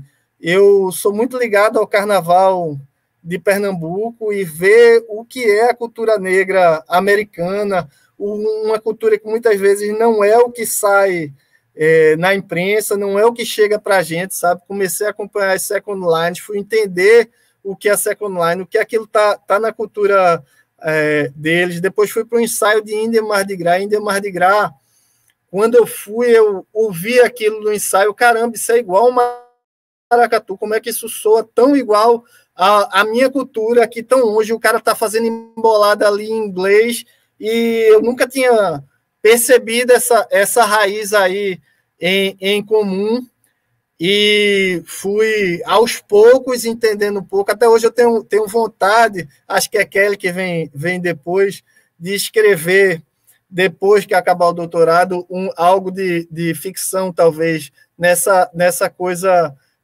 da ligação realmente que a cultura negra deixa nesses dois países, depois de tantas violências sofridas desde a vinda dos africanos para aqui, e cidades tão diferentes como Recife e Nova Orleans tem uma cultura que, quando a gente cai ali, você vê, caramba, velho, tem uma raiz muito, muito em comum. Então, foi minha deixa aí, talvez, para a próxima pessoa. Valeu, gente, muito bom estar com todos vocês, e beijo para todos. Obrigada, Eduardo, pelo seu relato. Eu acho que nas falas, né, de todos que passaram até aqui, fica muito nítido duas questões, né? Como New Orleans e a Tulane é um lugar muito especial, e aí, assim, a gente lembra de fatos que são, que tornam, né, não só o Mauro, mas, assim, as pessoas lá, é muito diferente da cultura norte-americana de modo geral, assim, o modo como a gente é tratado e é bem recebido, e a alegria, e a generosidade. Eu nunca vou me esquecer de que o professor Jimmy Hook, por exemplo, fez a mudança da Kelly Quirino para a nossa casa. Ele simplesmente pegou a Camila, ele é o diretor do Centro de Pesquisa Latino-Americano, Stone Center, e ele levou a mudança da Aline Maia, que está nos assistindo aqui, já vi comentário dela aí, que foi orientada da Vicky Meyer também, né, no Departamento de Comunicação da Tulane, na mesma época. E o Jimmy simplesmente não só emprestou sua caminhonete, como ele colocou os móveis lá nas costas e foi ajudar a fazer mudança. Então, assim, de uma aluna. Então, as pessoas têm uma energia, né, incrível e uma generosidade muito grande que eu acho que faz toda a diferença. E faz muita diferença para a gente ter uma orientação, uma supervisão como foi a do Mauro Porto. Porque muita gente também comentando aqui, né, no YouTube, que nem sempre, às vezes, as pessoas vão para bambambãs da área e tudo, mas são pessoas que não respondem o e-mail, que às vezes você vai ter 1 ou 2 encontros no exterior. Então, acho que vale a pena levar muito em consideração isso quando você vai pedir a sua carta de aceite, né? Porque essa troca legítima e de fato, ela é muito relevante, ela faz total diferença na nossa pesquisa. Eu vou romper um pouco aqui o protocolo. A gente estava, né, inscrito com as pessoas da mesa, e uma pessoa que faz parte do nosso grupo e estava na mesa inicialmente, abriu mão do seu lugar nessa mesa, porque participou da mesa de ontem de manhã, né, para falar sobre interseccionalidade. Mas eu confesso que eu não consegui fazer isso, e eu tomei a liberdade de pedir para ela entrar aqui na nossa sala, né, conosco, e de passar a palavra para ela, porque eu acho que vocês podem ter notado que o nosso grupo é majoritariamente composto por pesquisadores brancos. E desse grupo, a Kelly é a única negra. Ela é filha de empregada doméstica, foi a primeira da sua família a fazer graduação, mestrado e doutorado. E, assim, eu fico emocionada de falar, é a minha irmã preta, né, com quem eu aprendo todos os dias a como ser antirracista e como atuar nessa causa. E eu acho que a gente não podia fazer essa mesa, a importância política e simbólica que ela tem, sem passar a palavra para a nossa querida Kelly Quirino. Então, Kelly, fica à vontade para falar um pouco das suas experiências de internacionalização e o que a pós-graduação, o financiamento público e a Universidade Brasileira proporcionou de mobilidade social para você e para sua família. Muito obrigada por você estar aqui com a gente.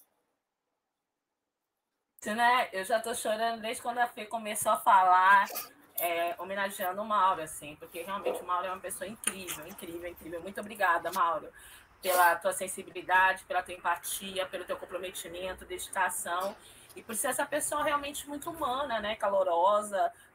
Isso é nítido na fala de todos os pesquisadores que estão aqui presentes, assim. Então, muito obrigada por todo o seu trabalho e empenho em nos formar, né? Se nós hoje somos professores doutores, estamos terminando o doutorado, tem muito aí da sua contribuição na nossa formação. E o que a Fernanda realmente falou é verdade, né? Minha mãe é uma faxineira até hoje, né? Eu sou filha de 5 filhos.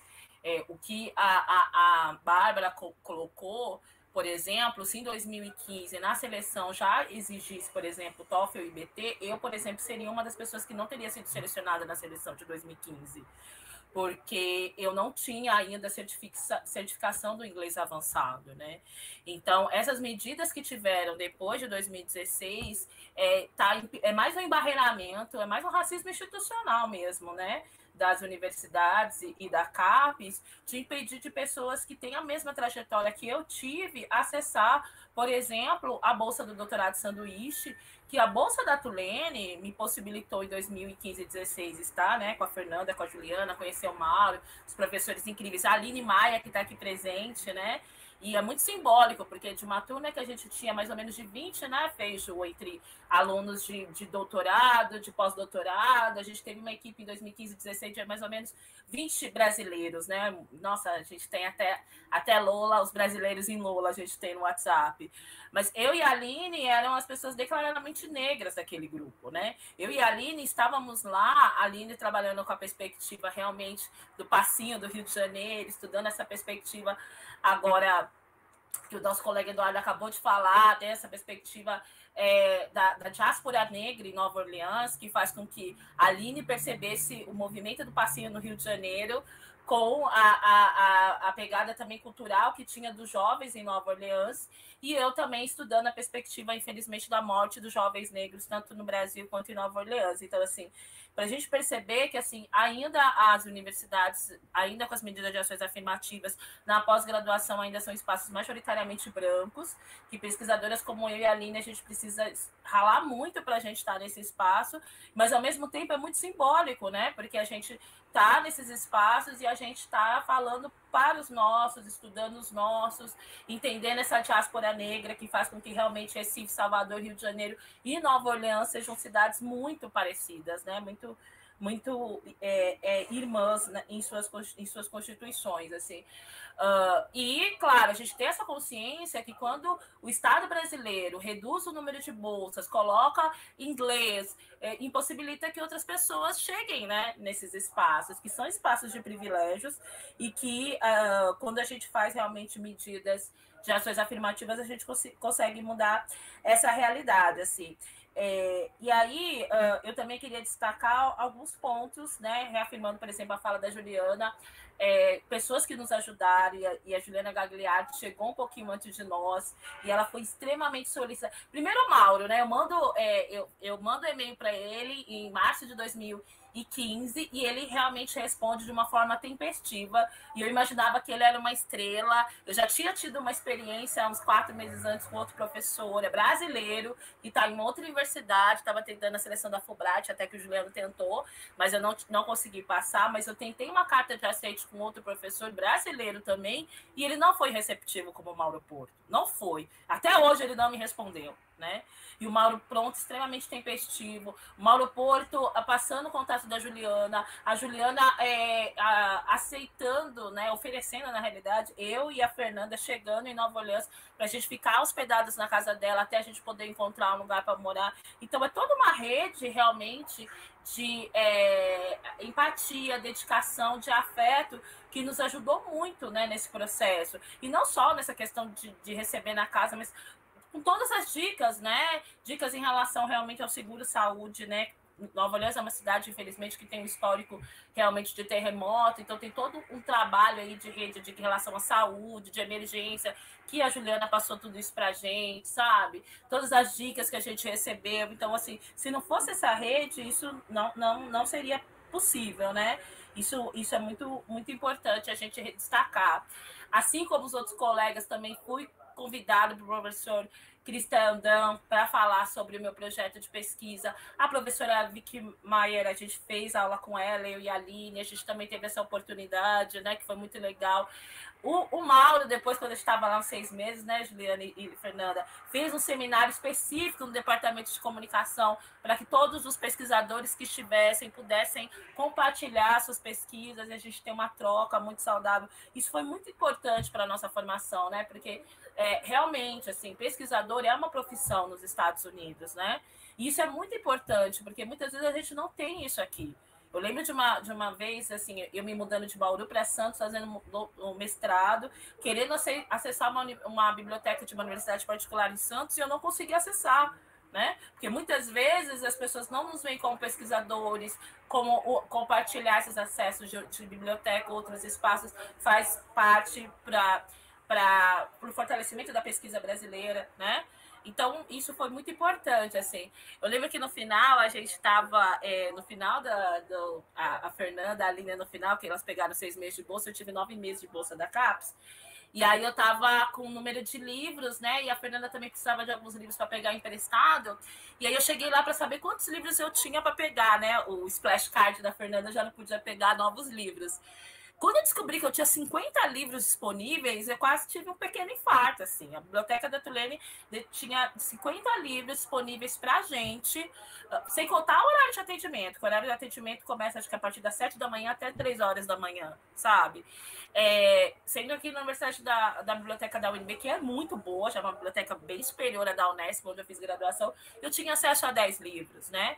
Então, é uma outra lógica, né? Uma lógica realmente de levar com seriedade a pesquisa, oferecer condições para a gente fazer pesquisa, o acervo do Stone Center, como os colegas falaram, a possibilidade, né, até coloquei aqui no WhatsApp não, no site do YouTube, informando, né, nós fizemos o English Second Language, né, eu, a Aline, a Fernanda, e para mim, gente, foi muito simbólico, assim, né, enfim, já foi muito simbólico eu sair do Brasil, porque quando eu saio do Brasil, eu saio de São Paulo para a cidade do Panamá e do Panamá para Nova Orleans. E tava eu e a Fernanda, né, nesse mesmo voo, e eu lembro, eu até hoje eu não sei de qual origem que é essa senhora, mas é uma senhora da América Central. Ela me pede no avião, né, do Panamá para Nova Orleans, para preencher aqueles documentos da aduana que pede, né, em espanhol. E ela devia ter na época uns 60 anos, assim, ela podia ser minha mãe. E ela não sabia preencher nem espanhol, que era a língua nativa dela. E ela pediu para eu preencher. Então, para mim, aquilo foi muito simbólico, porque expressa muito essa ordem geopolítica que a gente tem mundial, né? De quantas pessoas latinas realmente vão para os Estados Unidos para poderem trabalhar e ter um salário minimamente digno para ajudar as suas famílias. E no English Second Language, eu, a Aline e a Fernanda, a gente viu isso. Vários latinos, vários irmãos do México, da Guatemala, da Venezuela, que a gente pôde perceber realmente que muitas vezes não dominavam nem o inglês falado, uma habilidade não tinha bem desenvolvida, porque por problemas estruturais, às vezes até de interpretação de texto no no espanhol, né? Como analfabetismo funcional. E a gente consegue perceber essas desigualdades, né? Tendo espaços como esses, assim. Então, assim, foi muito, muito importante. E depois que eu fui para a Tulane, né, defendi o doutorado em 2017, e em 2019 eu tive uma oportunidade de fazer um curso de liderança para mulheres que trabalham no serviço público, né, como a Fernanda falou, eu sou funcionária de carreira do Banco do Brasil, né, além de ser pesquisadora. E aí, o fato de eu ter ido para a Tulane, de já falar inglês, já ter tido essa experiência, me credenciou para participar desse curso, mas era um curso que, na época, ia me custar em torno mais ou menos de $5.000 só o curso, sem contar passagem aérea, tudo. E aí eu decidi fazer o crowdfunding, porque eu achei que era muito simbólico eu fazer. E eu consegui o financiamento e fiz esse curso, né, na Columbia University, uma universidade extremamente importante. O Barack Obama estudou lá, várias pessoas que receberam o prêmio Nobel estudou lá. Eu tenho uma foto até, que foi o último espaço que o Malcolm X fez, né, uma fala pública antes de ser assassinado. Então, isso demonstra realmente o quão é importante realmente o financiamento por meio de bolsas, quão importante é a educação pública, porque pessoas como eu não estariam, pessoas como eu, a Aline, né, que nossos pais não fizeram ensino superior, nossos pais foram trabalhadores, né, braçais aí, e por meio da educação a gente acessa esses espaços, né. Então, assim, gente, se candidatem, se inscrevam, e principalmente tenham consciência que é muito importante a gente ter essa internacionalização, porque é uma rede que se forma. No final do ano passado, por exemplo, eu, a Fernanda e a N, a gente uniu os nossos alunos. A gente fez um encontro, né, Fernanda, no qual a gente falou do Black Lives Matter, e a gente pôde ter essas trocas dessas experiências dessas 3 instituições por conta dessa rede que a gente formou na Tulane, né? A Anne trouxe um estudante negro da Tulane para falar do Black Lives Matter lá. Eu trouxe os meus alunos de epistemologias negras que eu leciono aqui na Universidade de Brasília. E a Fernanda pôde também reunir os alunos dela da PUC, né? Então foi uma troca muito grande. Então, essa rede que se forma também é muito importante se destacar por conta desse apoio, né? Então, importante a gente realmente ter isso dentro do campo da política de comunicação como realmente uma coisa muito estratégica, né, para a gente consolidar o campo e para a gente também aumentar a pluralidade, a diversidade, entre outras coisas super importantes dentro da pesquisa, tá bom? Passo a palavra para a Fernanda, muito obrigada, e desculpe a gente ter quebrado o protocolo aí, pessoal da organização. Quebra necessária, Kelly, assim como a sua fala, muito obrigada. Pessoal, eu vou voltar então a palavra para o professor Mauro Porto, porque como na política a gente diz, né, mencionado tem direito à réplica, mas antes eu queria registrar também a presença de uma pessoa que teve em New Orleans, não no mesmo momento, né, que nós estamos daqui, mas que foi orientado pela querida professora Rebecca Atencio, que foi o André Bonsanto, que já deu um olá aí para todo mundo. A gente agradece muito, né, os nossos colegas que foram orientando de outros pesquisadores lá na Tulane, que também estão aqui acompanhando a fala. Nós estamos abertos para perguntas, então se tiver alguém aí no YouTube interessado, né, ou interessada em tirar dúvidas, esclarecer alguma coisa, mas eu vou passar, né, a palavra para o Mauro, que eu acho que pode também fazer, né, um apanhado sobre isso que a gente disse, e também, Mauro, se você pudesse, né, falar do que é importante, né, para um pesquisador ou para um estudante brasileiro hoje, privilegiar, né, nos seus projetos de pesquisa, no seu currículo, que a formatação é muito diferente, como o Juliano também já falou, né, para o modelo norte-americano e para outros países também. Que dicas você daria aí, se você puder, no fim da sua fala, mencionar, de pessoal que vai ficar grato. Obrigada. Obrigado, Fernanda. Obrigado a todo mundo. É emocionante ver a mesa concretizada. E eu acho que para mim, uma das lições que ficam, né, de todas essas falas é de que o processo de intercâmbio internacional, ao contrário do que se pode pensar, não é um processo de transmissão de conhecimento de cima para baixo, né, da instituição sede para os passivos estudantes, doutorandos e pesquisadores que vêm do sul global, né. O que se mostra nas falas aqui é que o intercâmbio internacional é, antes de tudo, um intercâmbio que cruza fronteiras, né? E não é só um intercâmbio Brasil e Estados Unidos, mas entre pesquisadores brasileiros. Então, o que nós temos aqui concretizado é uma rede de pesquisa e reflexão sobre a comunicação política que perpassa pesquisas e temáticas, né, do Paraná, de Minas, de Pernambuco, do Rio de Janeiro, de São Paulo, do Rio Grande do Sul, de Brasília, né? E que se concretiza não só nessa rede afetiva, de apoio, que é essencial, né, para a realização e concretização do nosso projeto de pesquisa, mas também no intercâmbio intelectual, de reflexão e de perguntas, e que você não teria acesso de outra forma. E isso fica muito claro nas experiências que passaram pela Tulane, né? O fato do Eduardo ter descoberto um livro que foi na biblioteca, que foi essencial para a sua pesquisa, o fato dos diálogos nas outras classes, nas outras salas de aula lá da Tulane, com apresentações, como isso foi enriquecedor.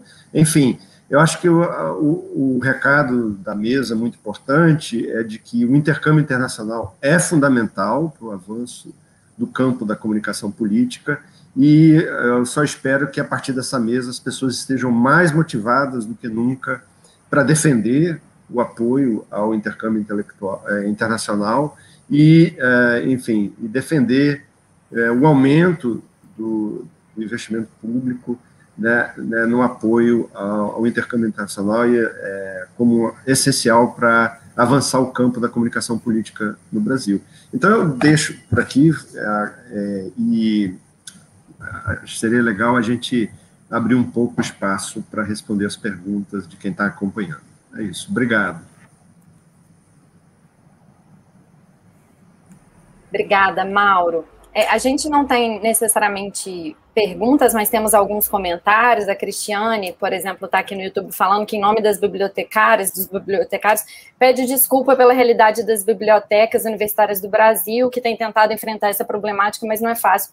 Cristiane, esse problema nunca será, né, dos bibliotecários, vocês são essenciais e fundamentais, é uma questão estrutural mesmo, né, que a gente tem que enfrentar, né, no Brasil de modo geral, que é um investimento em bibliotecas, em considerar aquele espaço como algo importante, necessário, né, disponibilidade sempre da atualização de livros e tudo, eu acho que isso é muito importante. A Cecília Bezerra também, querida lá da UNB, está comentando aqui, né, que é interessante saber que esses espaços, a gente tem referências não apenas teóricas, mas também são espaços de acolhimento e humanidade. Realmente, na Tulane, a gente encontrou isso, Cecília. Temos mais inúmeros outros comentários aqui, mas eu vou abrir para a própria mesa perguntar entre si, e se vocês quiserem complementar também, fiquem à vontade aí para se inscrever e falar. Eu posso... Eita, desculpa, Mauro. Não, se eu puder perguntar, talvez quem quiser contar um episódio, uma anedota, algum aspecto sobre como viver em Nova Orleans, né, e trabalhar em Nova Orleans afetou, enfim, a experiência do intercâmbio internacional. Como é que é viver em Nova Orleans e ser pesquisador? Olha, Mauro, eu acho que a única pessoa na humanidade que já vivenciou um assalto ao contrário, que é a Kelly Quirino, tem que contar essa experiência do que é viver em New Orleans e passar para a gente essa vivência anedótica, né, de ser assaltado e voltar com $50, pessoal. É isso aí que a gente vive lá, entendeu? Ai, gente, é um momento hilário, mas não, gente, Nola, a gente já chegou, né? Veja, nem me contar como você foi para a universidade no primeiro dia, viu? Depois vai ter que compartilhar, né, Juliana? A roupa, porque no verão de Nova Orleans, gente, é igual do Rio de Janeiro, em janeiro, assim. Não foi por falta de aviso. Bate 50 graus, a Fernanda tem que falar a roupa era adequada, mas era uma roupa que ela não iria numa aula se não fosse o verão de 50 graus de Nova Orleans, mas depois a Fernanda vai contar. Mas a gente chegou bem no comecinho, né, do semestre, em 2015, dia 24 de agosto, e a gente foi para a aula, né, e aí a gente ficou um tempo na casa da Ju, e a gente alugou uma casa, eu e a Fernanda, na mesma rua que a South Carrington, que é uma via bem legal. Por sinal, nossa vista da nossa casa era muito legal, porque a gente podia ver gente, esqueci o nome do ônibus, né? Aquele ônibus maravilhoso. O Streetcar, o bonde. Né? Que é o bonde, muito legal. E aí, às vezes, a gente pegava emprestado o aspirador de pó da Juliana pra gente limpar a casa. E aí era um sábado, fui na casa da Ju, que era coisa de 200 metros da nossa casa, pegar o aspirador de pó, isso era tipo 4 horas da tarde no sábado. E tava vindo pra casa e vem um homem na minha direção, no sentido contrário. Aí ele chega pra mim e aí eu começo a ficar com medo, né? Porque ele tava um pouco exaltado, assim, né? E aí eu assim, gente, esse cara vai me assaltar. Mas aí eu não quis atravessar a rua, porque eu fiquei insegura, né? E continuei andando. Aí daqui a pouco ele olha assim pra minha cara, com uma cara de mal, e fala assim, take! E me apresenta uma nota de $50. E aí eu fiquei insegura, se eu aceitava, se eu não aceitava, porque eu falei, meu Deus, mas ele não estava armado. Aí eu peguei o dinheiro, atravessei a rua e ele foi no sentido oposto e não voltou, não foi atrás de mim.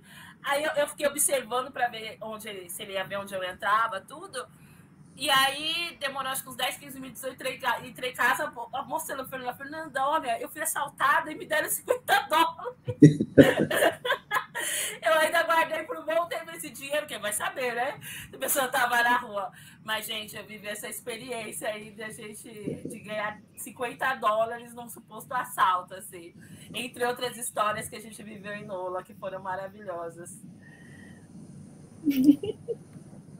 Maravilhoso, Kelly. Juliana, eu acho que você ia falar, mas é só porque New Orleans é muito quente, né?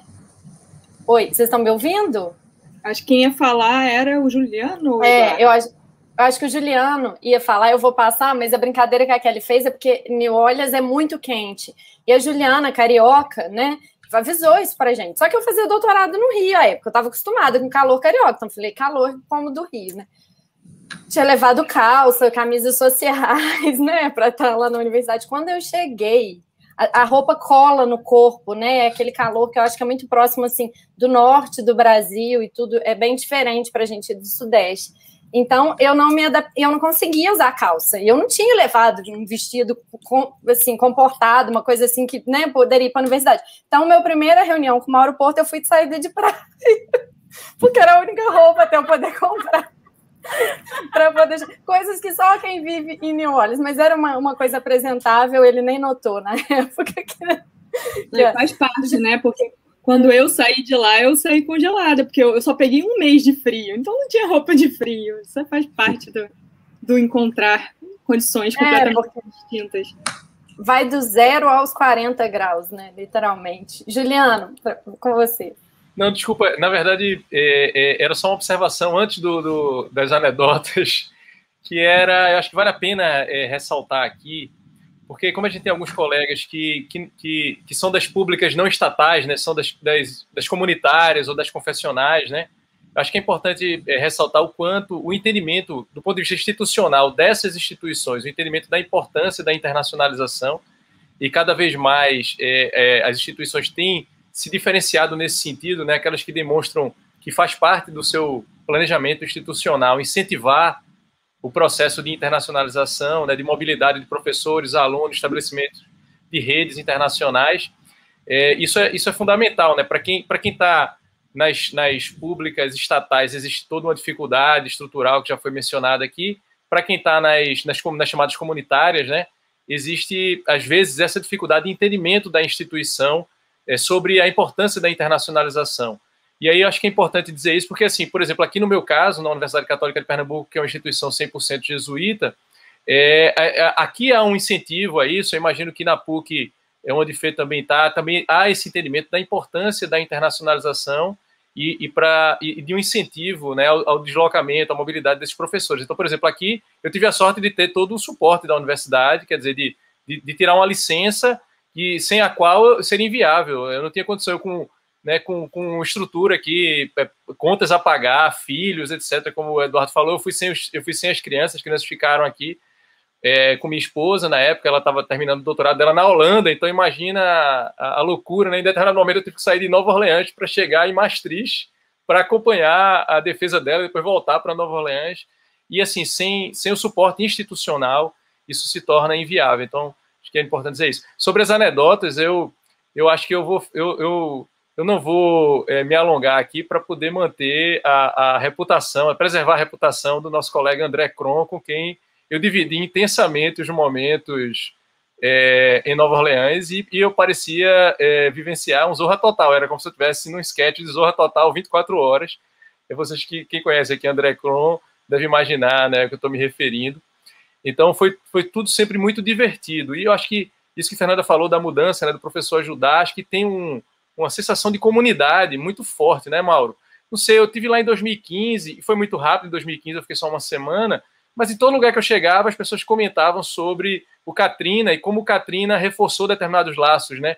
E aí lá, na casa onde a gente ficou, né, Eduardo falou da professora Betsy, e ela falava muito disso, né? O quanto quem ficou reforçou, acabou por reforçar os laços de comunidade. Então eu acho que isso é algo que me pareceu muito, muito claro no período em que eu tive lá. Mas as anedotas foram muitas, assim, acho que algumas são impublicáveis. Eu passo a palavra para Eduardo, que pediu a palavra. Sim, há uma coisa interessante também que eu acabei esquecendo, mas nesse momento agora de descontração, né, acho que vale a pena dizer, o churrasco na casa de Mauro, né? Mauro tem um baita quintal, assim, com uma churrasqueira incrível, e aí a gente aproveitou o tempo, né, mais ameno, né, que a gente poderia ficar lá de fora da casa, e Mauro promoveu vários churrascos, em que a gente teve a oportunidade, por exemplo, de conversar, e de repente tinha Toby Miller lá, e mais uma referência. Aí o Mauro disse, vem Toby Miller dar uma palestra aqui, a gente vai fazer um churrasco. E aí eu fui encarregado de capitanear o churrasco nesse dia, e de repente o sujeito era vegetariano. Eu disse, minha nossa, eu nunca fiz um churrasco para um vegetariano. Como é que faz esse churrasco para o vegetariano? Então lá fomos nós pesquisar, ver o que é que comprava, o que é que não comprava, para poder agradar Toby Miller, e ele sempre muito gentil a todo momento. Foi muito bacana esse episódio. Eduardo.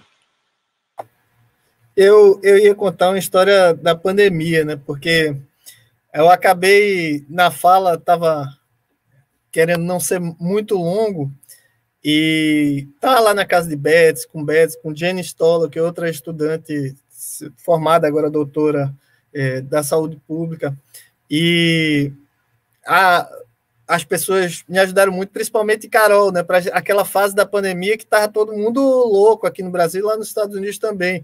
Eu lembro que Carol chegou no primeiro dia e Betsy perguntou a ela: você vai voltar para o Brasil? E Carol ficou assustada. Ela, como assim? Ela estava me expulsando, porque Betsy, como passou todo o Katrina, tinha aquele trauma de voltar para casa sem o telhado da casa, teve o drama da pandemia, vem forte também, né?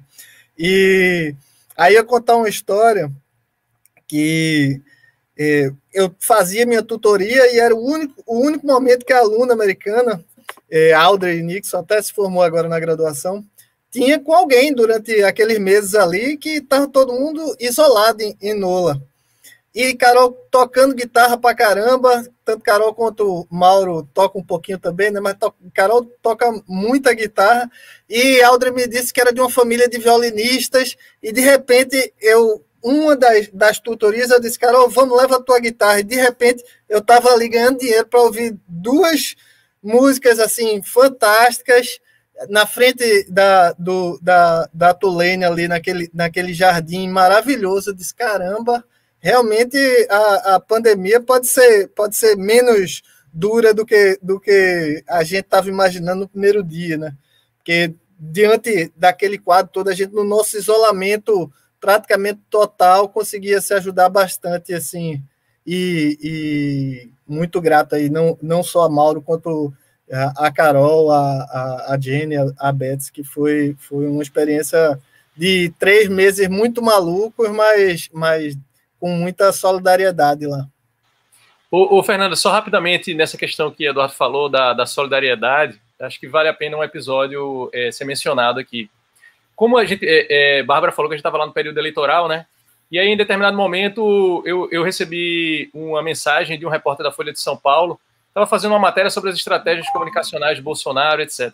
E aí eu fui uma das fontes ouvidas na matéria analisando a estratégia. Resultado, no dia seguinte, estava no Twitter os filhos do presidente descendo a lenha dos especialistas que haviam falado para a Folha de São Paulo. E aí eu mostrei para a Betsy, né, essa professora que nos recebeu lá na casa dela. E ela, desde esse dia em diante, todo dia ela dizia: se você precisar de uma casa, se você precisar sair do Brasil, pode contar comigo, pode trazer a família inteira para cá. Então, a gente ainda troca mensagem, e ela ainda diz isso: olha, se precisar, estamos aqui, viu? Você pode se mudar para cá. Quem não conhece a Betsy, né, gente? É a pessoa que mais abriga o Brasil. Lembra do nosso a gente passou... a gente passou na casa dela, né, o Dia de Ação de Graça. É um dia típico para os americanos, mas não para nós brasileiros. A gente não tem essa questão. E ela convidou a gente e ofereceu um turducken, que eu acho que muita gente não conhece, né, que é um peru recheado com pato, recheado com um chicken, né, com frango, com farofa, que é um prato típico da culinária New Orleans, né, criada por um chefe de lá e tudo. Então também é cultura por todos os lados, né? Muito bom. Ô, Mauro, tem pergunta aqui para você no chat, então eu já vou te passar. Eu acho que você poderia ter falado também da sua fuga do Katrina, né? Que você saiu para ficar alguns dias e ficou fora um tempão, e como foi aquilo.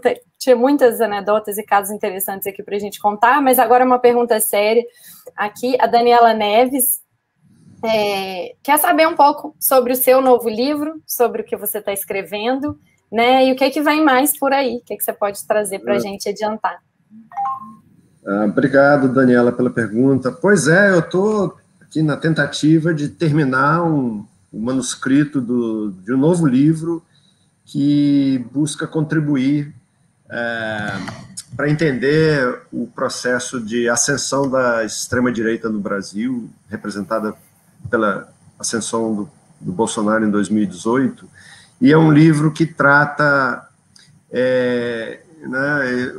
a partir de todos os debates que nós tivemos com vocês em Nova Orleans, sobre as minhas aulas, sobre os meus textos, eu comecei a ver as lacunas de grande parte do que eu tinha escrito, e eu acho que eu encontrei no debate sobre a branquitude, né, uma clave essencial para entender a mobilização conservadora da classe média brasileira a partir de 2015 a 2018. Então, é um livro que tenta abordar o papel das representações dos meios de comunicação no que eu chamo de construção dos espelhos da branquitude, né, espaços da representação que reforçam uma identidade branca que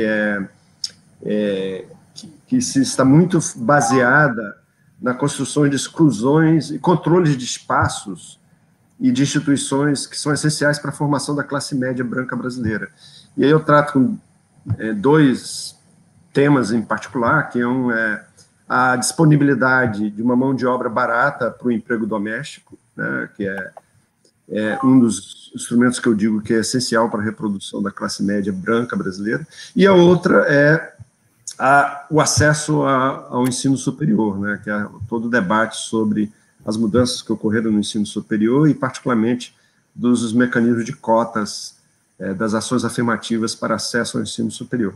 E eu trabalho um pouco como é que a mídia cobriu essas questões, representou esses temas a partir da identidade da classe média branca. Então, um capítulo é uma análise textual da telenovela Cheias de Charme, onde eu mostro que a suposta ascensão da nova classe C, das empregadas, é enquadrada a partir da perspectiva da classe média branca, e um outro capítulo sobre a cobertura da ação afirmativa, dos programas de ação afirmativa para acesso ao ensino superior, pela revista Veja, né? Então, eu espero, quem sabe, aí, concluir esse manuscrito nos próximos meses, e o meu sonho é conseguir traduzir isso para o português também e publicar no Brasil, mas ainda não sei se vai dar certo.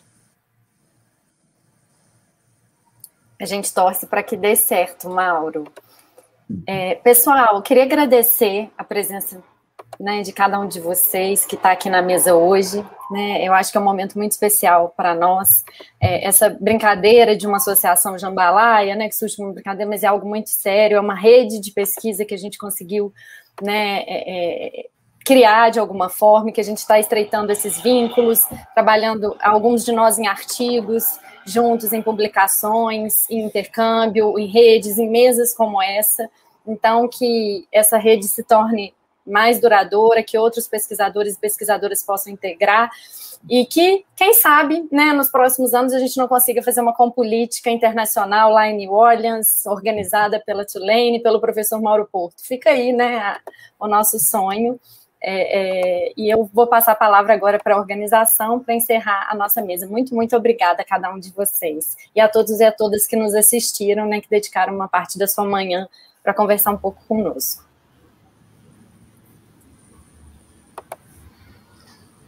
Agradecemos a participação dos pesquisadores aqui na nossa mesa, foi bastante interessante, bastante acolhedor também, e espero que todo mundo que tenha visto tenha gostado. A gente reforça o convite para a participação na nossa mesa de agora da tarde da Compolítica, que vai ser a mesa 6, que é sobre pandemia, desinformação, diversidade e lideranças políticas.